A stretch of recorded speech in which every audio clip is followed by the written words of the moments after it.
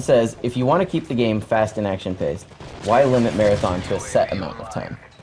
It's a balancing thing. It's you know, we liked how it worked very much in extreme conditioning and how the maps are balanced out this time around. It worked fairly well for Modern Warfare 2, but we you know, it still keeps it fast-paced. It just doesn't, you know, make it the be-all running first.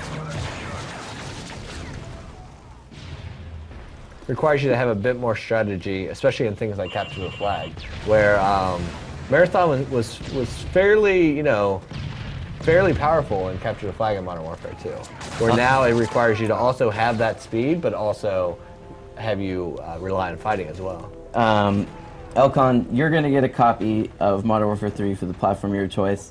We still have 6 copies to give away in the next 20 or so minutes. So the next guy, he has a fantastic name. His name is Soviet Jive Turkey. That's his name. Yeah. Soviet Jive Turkey. Don't get it.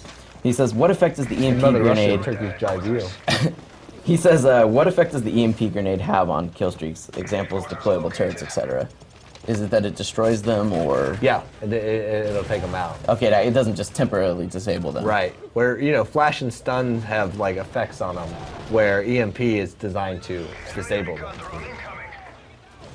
Remember, you can tweet your questions at the Twitter you see below with the hashtag MW3. We're taking questions about anything you've seen today. Single player, multiplayer, spec ops. Right now, we're towards the tail end of a match for, sorry, I'm spacing with the headquarters. Headquarters, right. So what's he using? XM25? Yeah. So see, now here, when he's aimed in, he has to mark a distance. So if he presses left on the left stick, it will mark the distance in which that grenade will be programmed to explode. So this one explodes in the air? Yes, based on the distance that he marks. Yeah, so it will, if somebody's behind a something, right, it will maybe go a meter past and explode down.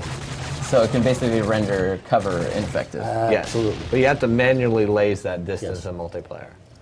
Something you don't have to do in a single player. It's the difference between taking the same weapon that was in single player and rebalancing it so it's not overpowered in multiplayer. Yeah, I imagine that's something that's a challenge, right?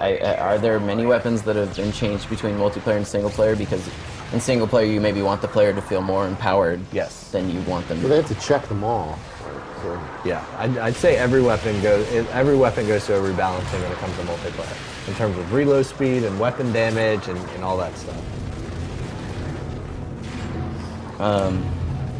So another Twitter question from, his name is I Hate to Sniper, says, in what ways did you change sniping